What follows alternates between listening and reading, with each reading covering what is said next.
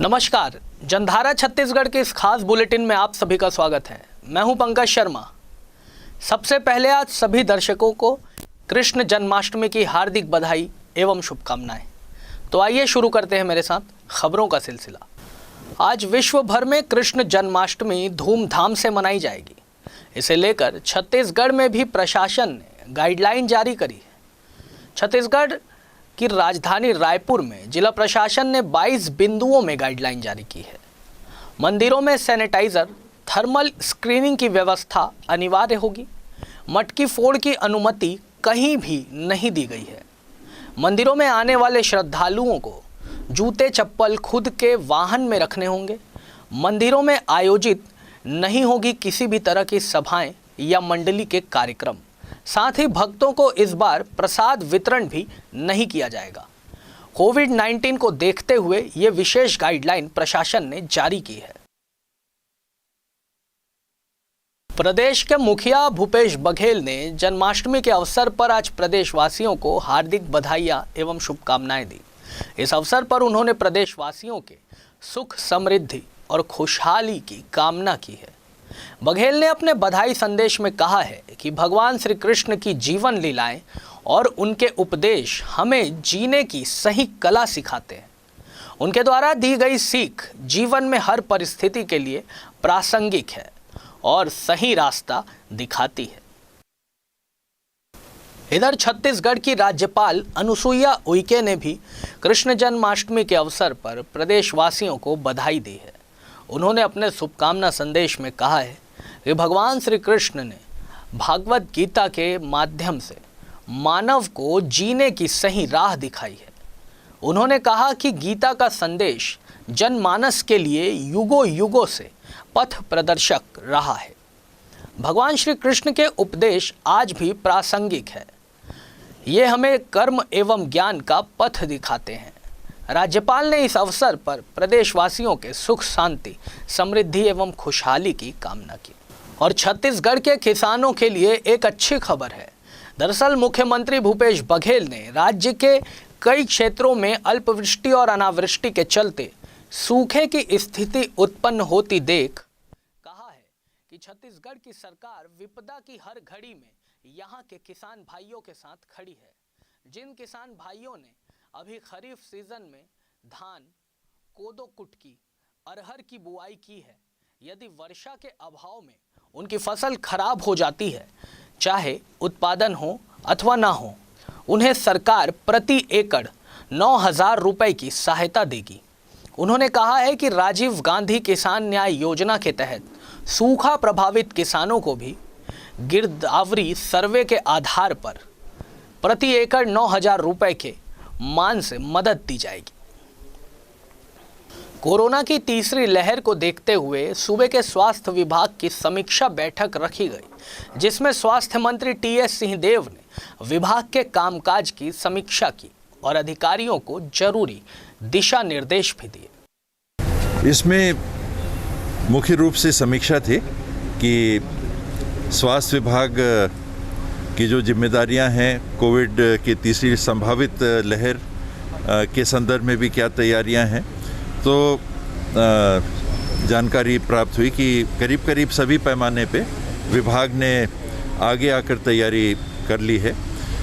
सामान खरीदने के लिए भी केंद्र सरकार के साथ जो राशियां हमको मिलनी थी, तो 514 करोड़ रुपए की राशि जो 60-40 के अनुपात में उपलब्ध होगी, तो राज्य सरकार के बजट से भी, अनुपूरक से भी हमको राशि मिल गई है। तो बहुत सारी सामग्रियां, वेंटिलेटर्स से लेके बाकी जो सामग्रियां हमको आवश्यक पड़ेंगी, उनको खरीदने का रास्ता साफ हो गया है। छत्तीसगढ़ की राजधानी रायपुर में स्थित भारतीय जनता पार्टी के प्रदेश कार्यालय कुशाभाऊ ठाकरे परिसर में भाजपा प्रदेश आर्थिक प्रकोष्ठ की प्रथम कार्य समिति की बैठक आहूत की गई। इस बैठक में राज्य सरकार की आर्थिक विफलताओं पर चर्चा की गई। इस बैठक में पूर्व मुख्यमंत्री डॉक्टर रमन सिंह, नेता प्रतिपक्ष धर्मलाल कौशिक, भारतीय जनता पार्टी के प्रदेश अध्यक्ष विष्णुदेव साय सहित आर्थिक प्रकोष्ठ के पदाधिकारी और सभी कार्यकर्ता मौजूद रहे। ठीक मामले को लेकर आज दिन भर का प्रकोष्ठ बैठक भी है, आर्थिक प्रकोष्ठ का, और राज्य सरकार और राज्य सरकार के 2.5 साल बीत गए, पौने 3 साल हो रहे हैं, और जिस प्रकार आर्थिक कुप्रबंधन की वजह से पूरा छत्तीसगढ़ जो आज दिवालियेपन की ओर है, और आज का ही एक समाचार है प्रमुखता से छपा है कि छत्तीसगढ़ आर्थिक रूप से कितना दिवालियापन में आ गया है कि आवास, प्रधानमंत्री आवास योजना के 11 लाख आवास पिछले साल और आने वाले 1 साल में जो बनने थे, और उसके लिए जो 10,000 करोड़ की राशि, जिसमें 7,000 करोड़ केंद्र सरकार को देना है और करीब करीब 3,500 करोड़ राज्य सरकार को देना है। राज्य सरकार, केंद्र सरकार का पैसा तो पहुंच गया, राज्य सरकार का जो 40% मैचिंग ग्रांट है ना मिलने की वजह से 11 लाख आवास, इतना बड़ा नुकसान छत्तीसगढ़ को, गरीबों को हो रहा है। ये सिर्फ और सिर्फ आर्थिक कुप्रबंधन की वजह से, वित्तीय स्थिति जिस प्रकार चौपट हो गई है उसकी वजह से है। मुख्यमंत्री भूपेश बघेल राजीव भवन में मछुआ कांग्रेस के कार्यकर्ता सम्मेलन में सम्मिलित हुए। मुख्यमंत्री ने संबोधन में सरकार की नीतियों का बखान किया, जहां उन्होंने कहा कि जो विकास कांग्रेस सरकार ने किया है वो बीजेपी के शासन में मुमकिन ही नहीं था। एक कांग्रेस ही है जो छत्तीसगढ़िया और किसानों को मुख्यमंत्री बना सकती है। मछली पालन को कृषि का दर्जा दिया, बिजली बिल में छूट दी। जो हक किसानों को है वही हक एक मछुआरे को भी कांग्रेस की सरकार ने दिया है। मछली पालन को कृषि का जो दर्जा दिया गया है, जिसमें 0% ब्याज में ऋण मिलेगा और साथ ही बिजली बिल भी कृषकों को जिस दर पे मिलता है उसी प्रकार से उनको मिलेगा, और उससे प्रसन्नता व्यक्त की और पुनराम निषाद और मदन निषाद के नाम से उसे पुस्तक छपवाने की, उसे जीवनी के बारे में पुस्तक छपवाने की मांग की थी, उसकी मैंने घोषणा की। भारतीय जनता पार्टी आर्थिक प्रकोष्ठ कार्य समिति की बैठक में डॉक्टर रमन सिंह ने राज्य की कांग्रेस सरकार पर आर्थिक अनियमितता पर सवाल खड़ा किया था, जिस पर मुख्यमंत्री भूपेश बघेल ने जवाब में कहा है कि कौन सी सरकार बिना कर्ज के चलती है। खुद केंद्र में मोदी की सरकार में सब कुछ बेचा जा रहा है। हम लोग तो ऐसा कौन सी सरकार है जो कर्ज ना ले रही हो, पहली बात। दूसरी बात ये है कि केंद्र की सरकार जो रेलवे स्टेशन है, ट्रेन है, पटरी है, एयरपोर्ट है, सबको तो बेच रहे हैं, सड़क को बेच रहे हैं, सबको बेचने में लगे हैं। वो किस मुँह से आरोप लगाते हैं? इनके ये जो सलाह है उनको निर्मला सीतारमण जी को और प्रधानमंत्री जी को इनको देना चाहिए कि ये सब जो राष्ट्रीय संपत्ति है उसको ना बेचे। राजधानी रायपुर में मध्य प्रदेश की निर्मित अंग्रेजी शराब बड़ी मात्रा में खपाई जा रही है। तस्कर आसानी से सड़क के रास्ते शराब लाकर उसकी सप्लाई कई जगहों पर कर रहे हैं। हालांकि इस बार रायपुर पुलिस ने शहर के 2 इलाकों में अवैध शराब पर बड़ी कार्रवाई भी की है। मुखबिर से मिली पुख्ता सूचना के बाद नंदनवन मोड़ के पास क्रेटा वाहन से सप्लाई की जा रही 9 पेटी अंग्रेजी शराब के साथ 3 आरोपियों को अमरनाका पुलिस ने गिरफ्तार किया है। इसमें 1 आरोपी पंडरी और 2 मध्य प्रदेश के सीधी के रहने वाले हैं। गिरफ्तार आरोपियों में भावेश पांडे, अनुरेंद्र तिवारी और अखिल तिवारी शामिल है। आरोपी भावेश, अनुरेंद्र और अखिल का रिश्ते में जीजा लगता है। बताया जा रहा है कि जब्त शराब मध्य प्रदेश के बालाघाट की है। तीनों आरोपी शराब वहाँ से लाकर शहर में खपाने की तैयारी में थे। अमरनाका थाने में 9 पेटी अंग्रेजी अवैध शराब पकड़ी गई है। मध्य प्रदेश की शराब होना बताया जा रहा है। इसमें 3 आरोपी हैं। 2 आरोपी मध्य प्रदेश के रहने वाले हैं, एक रायपुर का रहने वाला है। और मध्य प्रदेश और रायपुर के जो आरोपी हैं आपस में जीजा साला का उनका रिश्ता है। मध्य प्रदेश से अवैध शराब ला करके इधर खपाने का ये लोग काम करते थे और इसमें तीनों को गिरफ्तार कर लिया गया है और आबकारी की कार्रवाई की जा रही है, विवेचना की जा रही है। यहाँ अलग अलग ठिकानों में खपाया करते थे। अभी उनसे विस्तृत पूछताछ की जा रही है। पूछताछ के बाद वैधानिक कार्रवाई की जाएगी। हाँ, इसी लिंक के आधार पर विधानसभा में भी शराब पकड़ी गई है और दोनों का आपस में कनेक्शन सामने आ रहा है। वहीं इसके अलावा विधानसभा थाना पुलिस ने भी रिंग रोड 3 के पास 96 पेटी गोवा शराब पकड़ी है। इसमें 6 आरोपियों को गिरफ्तार किया गया है। बताया जा रहा है कि आरोपी 3 अलग अलग गाड़ियों में शराब रखकर दुर्ग से तिल्दा ले जा रहे थे। जब्त की गई शराब मध्य प्रदेश के धार जिले की है। गिरफ्तार आरोपियों में फहीम अंसारी निवासी दुर्ग, फखरुद्दीन खान दुर्ग, वीरेंद्र साहू दुर्ग, आकाश सिंह दुर्ग, अविनाश वाधा तिल्दा और राहुल वाधवा तिल्दा शामिल है। टीम और थाने की टीम वहाँ पर संयुक्त रूप से पहुंची और उनको घेराबंदी करके पकड़ा गया। इसमें 3 वाहन जब्त किए गए हैं, जिसमें एक बोलेनो है, एक बोलेरो पिकअप है, एक अर्टिका है। इसमें 6 लोग सवार थे, जिसमें से 4 लोग दुर्ग के रहने वाले हैं और 2 लोग जेवरा के रहने वाले हैं, नेवरा, तिल्दा नेवरा के रहने वाले हैं। तिल्दा नेवरा के जो लोग हैं, जिसमें एक है अविनाश वाधवा, एक राहुल वाधवा, इन लोगों ने मंगाया था शराब को और भिलाई से इसको लेकर ये लोग आ रहे थे। 96 पेटी शराब जब्त की गई है और कार्रवाई की गई है। बरामद की गई सभी मध्य प्रदेश में बनी अंग्रेजी शराब है। आरोपियों से पूछताछ में पुलिस को दोनों जगह हुई कार्रवाई के आरोपियों का आपस में लिंक मिला है। विधानसभा थाना इलाके में गिरफ्तार हुए आरोपी आमा नाका में हुई कार्रवाई के आरोपियों से शराब मंगवाते थे। अब पुलिस इनसे मिले क्लू के जरिए अन्य तस्करों तक पहुँचने की कोशिश में है। रायपुर से VIP न्यूज के लिए कैमरामैन मनीष मिश्रा के साथ हेमंत शर्मा की रिपोर्ट। छत्तीसगढ़ की राजनीति में मची हलचल अब थमने का नाम नहीं ले रही है। मामले में अभी भी बयानबाजी लगातार जारी है। नेता प्रतिपक्ष धर्मलाल कौशिक का बयान भी एक सामने आया है, जिसमें उन्होंने तमाम घटनाक्रम को लेकर कई सवाल खड़े किए हैं। उन्होंने कहा है कि प्रदेश प्रभारी के कहने के बावजूद भी बैठक ली जाती है, जो कि कई प्रश्न खड़े करती है। उन्होंने कहा कि ऐसा कर दबाव बनाने का प्रयास किया गया है। वहीं मुख्यमंत्री और स्वास्थ्य मंत्री के बयान में टकराव को लेकर भी उन्होंने कई सवाल खड़े किए हैं। जिस प्रकार से प्रेशर पॉलिटिक्स, मुझे लगता है कि शायद इसकी आवश्यकता नहीं थी। दूसरी बात, जब एक तरफ छत्तीसगढ़ के कांग्रेस के प्रभारी पुनिया जी ये कह रहे हैं कि आपको आने की आवश्यकता नहीं, यदि डांट लगा रही है तो फिर बैठक लेने की क्या आवश्यकता? क्या उन्होंने अनुशासन भंग नहीं किया? और यदि अनुशासन भंग किया तो क्या प्रभारी को उनको बैठक लेना चाहिए? ये निश्चित रूप से प्रश्न चिन्ह है।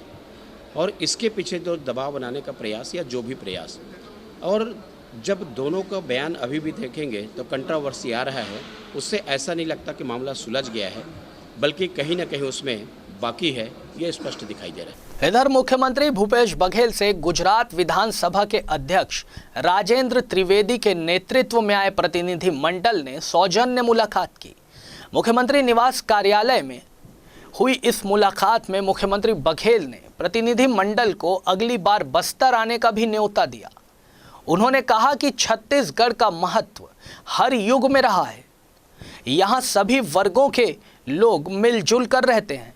उन्होंने प्रतिनिधि मंडल को छत्तीसगढ़ की पुरातात्विक, ऐतिहासिक और पौराणिक काल में महत्ता की विस्तार से जानकारी भी दी। इस मौके पर गुजरात से आए प्रतिनिधि मंडल ने मुख्यमंत्री बघेल को स्टैचू ऑफ यूनिटी की प्रतिकृति भेंट की।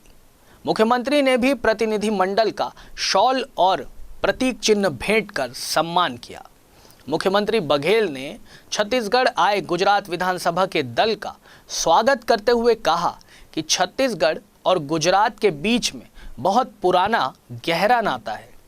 यहाँ चंपारण में श्री वल्लभाचार्य का जन्म स्थान है, जिसके दर्शन करने गुजरात से बड़ी संख्या में श्रद्धालु हर वर्ष आते हैं।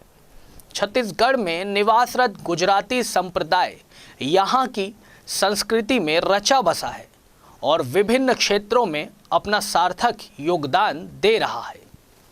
छत्तीसगढ़ के विषय में जानकारी देते हुए बघेल ने कहा कि पौराणिक काल से वर्तमान तक ऐसा कोई काल नहीं रहा जब छत्तीसगढ़ का योगदान न हो।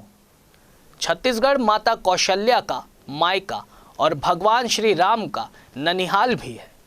अपने वनवास का काफ़ी समय यहाँ उन्होंने बिताया है। आरंग का भगवान श्री कृष्ण से जुड़ाव है, जहाँ उन्होंने राजा मोरध्वज की दानशीलता की परीक्षा ली थी। अभी लेते हैं एक छोटा सा ब्रेक। हमारा लक्ष्य है खबरें जो जागरूक कर सके जनगण के मन को, खबरें जो बेबाक हो, खबरें जो निष्पक्ष हो, खबरें जिनमें सत्य की अनुगूंज हो, खबरें जिनमें बदलाव का राग हो। आइए खबरों से आवाम को जगाते हैं, झूठ को सच का आईना दिखाते हैं। देश और दुनिया की खबरों के साथ छत्तीसगढ़ की खबरों के लिए देखते रहिए VIP न्यूज।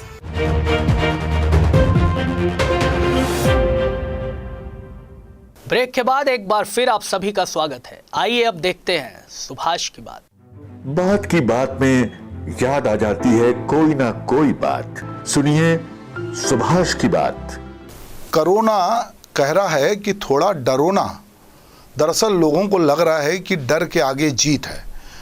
लोगों की स्मृति इतनी कमज़ोर है कि उन्होंने दूसरी लहर का जो प्रकोप देखा है उसे भी भूल गए हैं।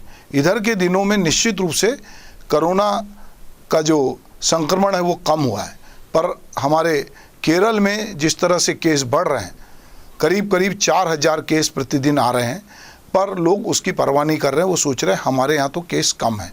हम अगर अपने छत्तीसगढ़ की बात करते हैं तो हमारे राज्य से लगा महाराष्ट्र है, जहाँ पर 4650 केस जो हैं वो आए हैं।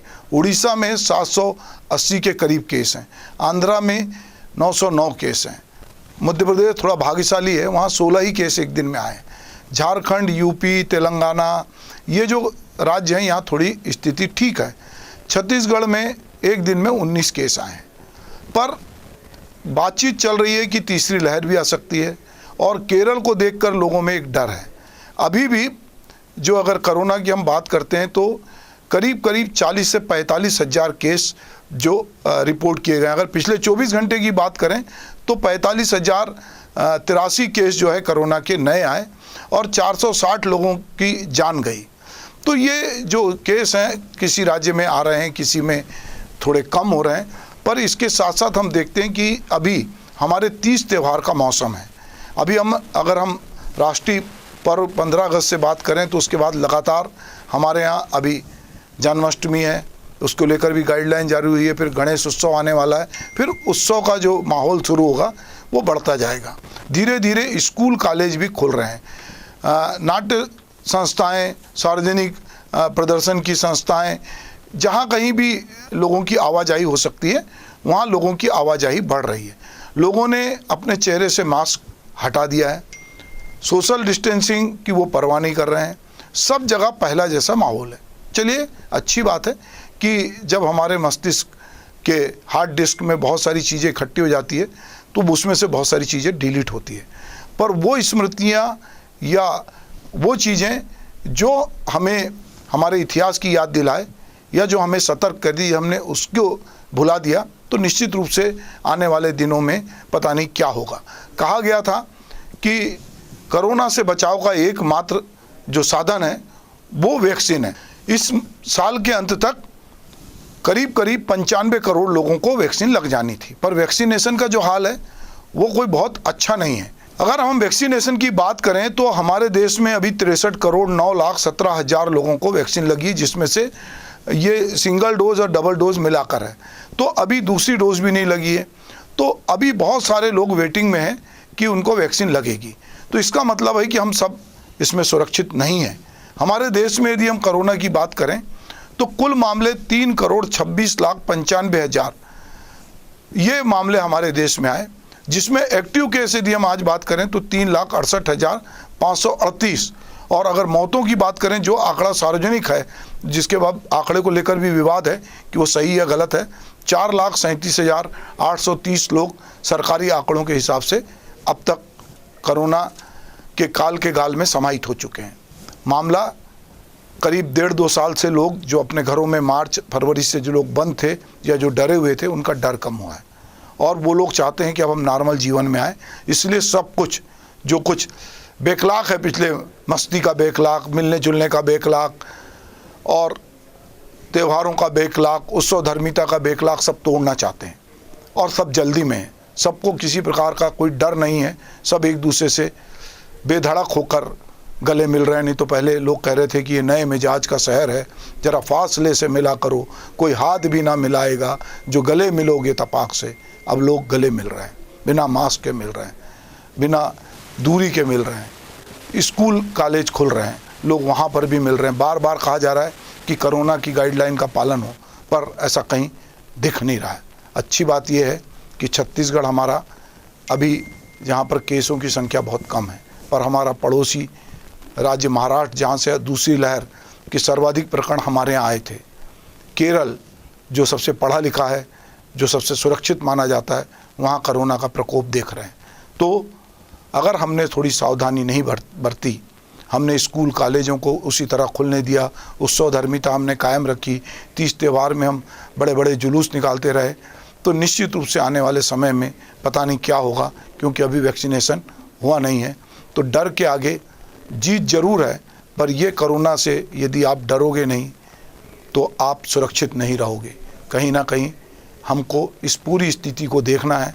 हम धीरे धीरे अपनी स्मृतियों से कोरोना काल के भयावह दृश्य को डिलीट कर रहे हैं, पर हमको ये याद रखना चाहिए कि ये एक ऐसा शत्रु है जो दिखाई नहीं देता।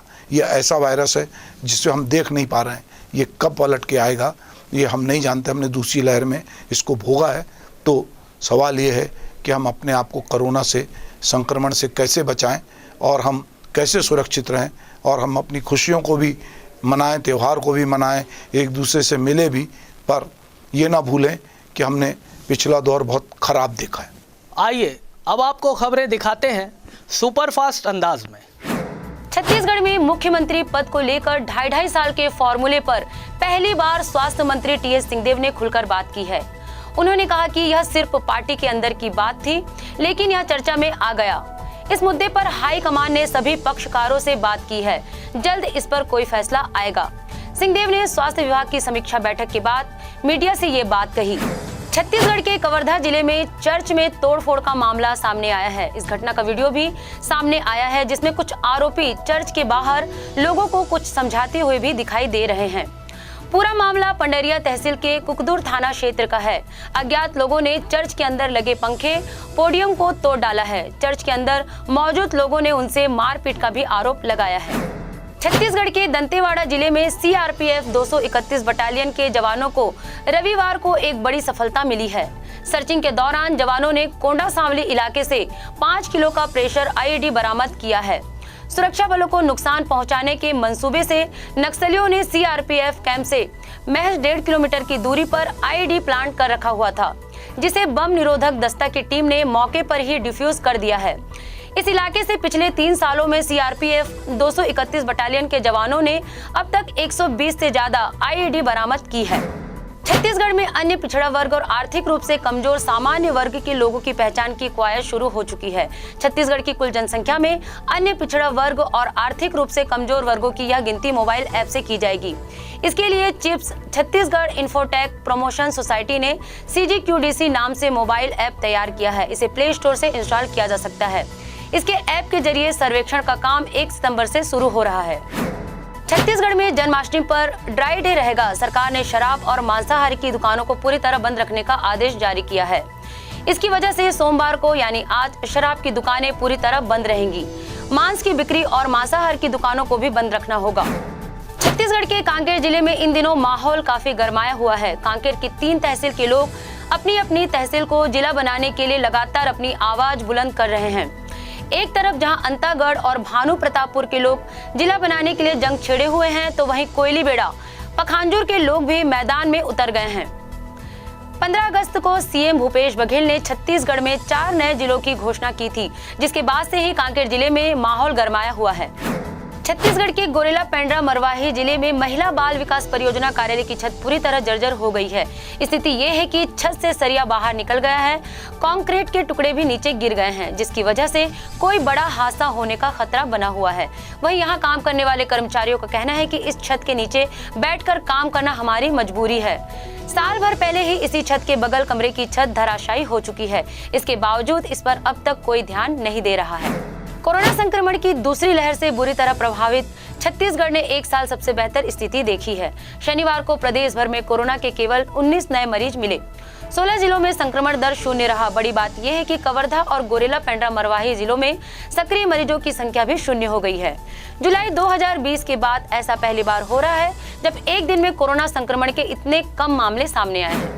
बस्तर में नक्सलियों के बढ़ते सरेंडर और भीतरी इलाकों में फोर्स की घुसपैठ से हालात बदल रहे हैं। साथ ही सरकार के लोन वराटू अभियान से भी नक्सली मुख्य धारा में लौट रहे हैं। इन मुद्दों पर प्रदेश के डीजीपी डीएम अवस्थी से विस्तृत चर्चा हुई। उनका कहना है कि छत्तीसगढ़ में नक्सलवाद के खात्मे के लिए राज्य सरकार ने सभी विकल्प खुले रखे हैं। राज्य ही नहीं बल्कि केंद्र सरकार की भी यही मंशा है कि नक्सल प्रभावित क्षेत्र के लोग भी विकास की मुख्य धारा से जुड़े। बीएससी नर्सिंग पेपर लीक मामले में पुलिस को सफलता हाथ लगी है। पुलिस ने भिलाई के CM nursing college, Chandulal Chandrakar memorial hospital के 2 कर्मचारी समेत 4 लोगों को गिरफ्तार किया है। इस बुलेटिन में फिलहाल इतना ही। मुझे दीजिए इजाजत। शाम 5:30 बजे फिर होगी आप सभी से मुलाकात। तब तक आप बने रहें VIP न्यूज़ के साथ।